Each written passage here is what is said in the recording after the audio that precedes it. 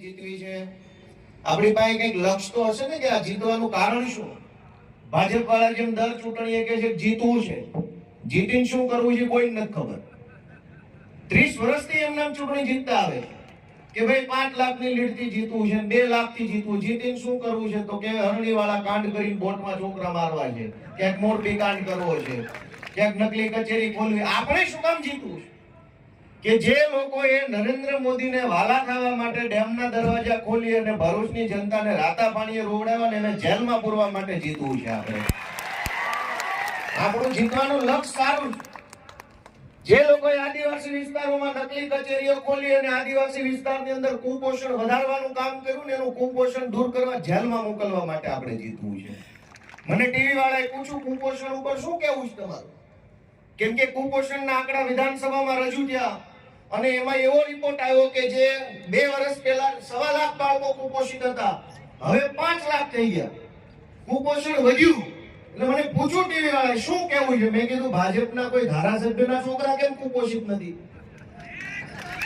ભાજપના સાંસદ સભ્યોના છોકરા કુપોષિત નથી, બોર્ડ નિગમના ચેરમેનોના છોકરા કુપોષિત નથી. કેમ કે ટાઈમે ટાઈમે મલાઈ ખાવા મળે છે, સત્તાની મલાઈ, ભ્રષ્ટાચારની મલાઈ, કોન્ટ્રાક્ટની મલાઈ. ગરીબના છોકરા કુપોષિત રહી ગયા છે. એને પોષણ આપવા માટે ચૈતરભાઈ વસાવાને જીતાડીને સંસદમાં મોકલ્યા. પછી એને મને પૂછ્યું કે ભાઈ છતાં આ તો તમારો રાજકીય જવાબ થયો, કુપોષણ વિશે શું કહેવું છે? મેં કીધું હવે ભાઈ બહેન જે એન્કર હોય એને તમે બહુ આગ્રહપૂર્વક પૂછો તો તમને હું હાવ સાચું કહી દઉં કે કુપોષણ એટલા માટે છે કે સરકારમાંથી કરોડો રૂપિયાની ગ્રાન્ટ પોષણ માટે ફાળવવામાં આવી પણ ભાજપના ખૂંટિયા ખાઈ ગયા એટલે છોકરા કુપોષિત રહી ગયા. ખૂંટિયા ખાઈ ગયા વચ્ચેથી, આખલા ચરી ગયા. બધું ગરીબના ભાગમાં શું આવ્યું? દુઃખ આવ્યું, પીડા આવી.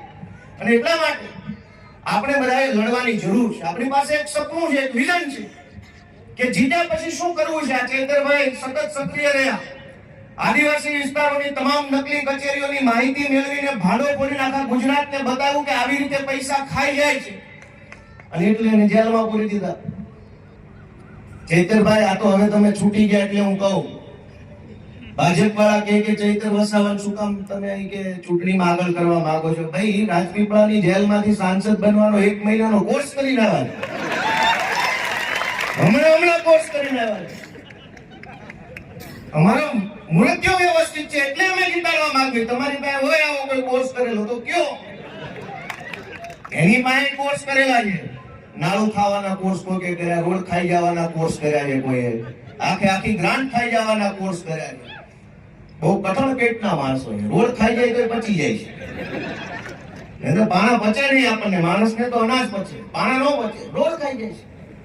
રોડ કરે ખાતા નથી. એટલે આપણે બધાએ એક સપના સાથે, એક લક્ષ્ય સાથે કે ગુજરાતની અંદર જે રીતે છેલ્લા 30 વર્ષથી ભાજપ વાળાએ ગુજરાતની જનતા ઉપર અત્યાચાર કર્યો છે, સતત અને સતત અન્યાય કર્યો છે લોકોને, એની સામે લડવા માટે ક્યાંકથી તો એક નાનકડી એવી ચિંગારી આપણે જલાવવી પડશે. એક ચિંગારી જાગે પછી તો આખા ગુજરાતની અંદર એનો પ્રકાશ ફેલાશે. અને એની આપણને આપણા માટે આ એક બહુ સારો મોકો છે. ભરૂચ લોકસભાની જે વિધાનસભાની જે ભૌગોલિક સ્થિતિ છે, એના સામાજિક સમીકરણો છે, એ ખરેખર બહુ સારા છે. અને સોનામાં સુગંધ ભળી ચૈતરભાઈ વસાવા મળી ગયા આપણને.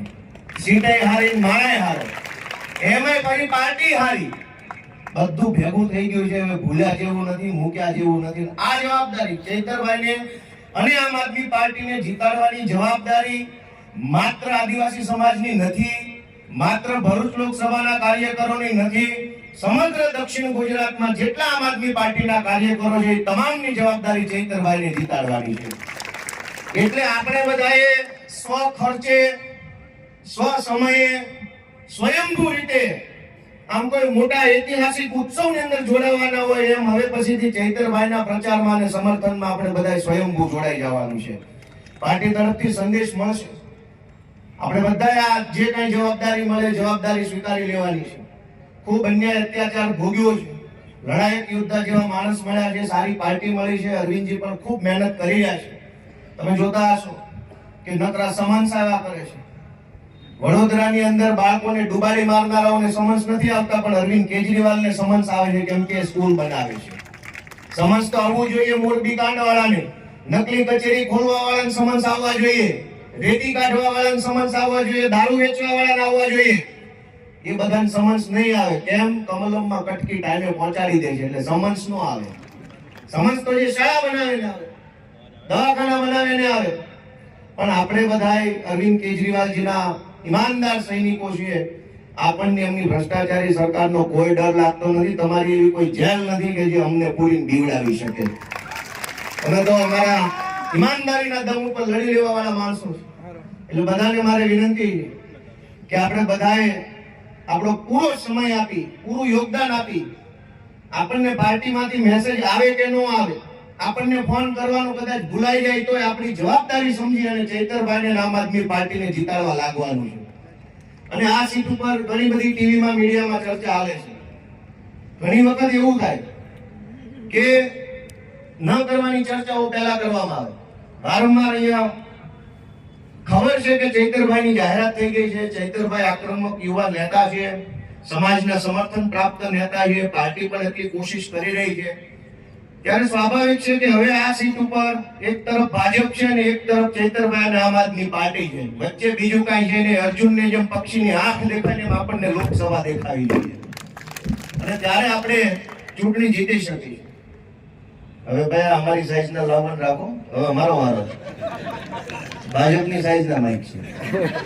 નીતિનભાઈના માપના માઇક તમે અમારા મૂકશો થોડું આવી લાગે.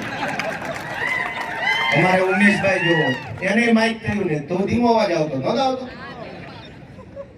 આપણે એકાદ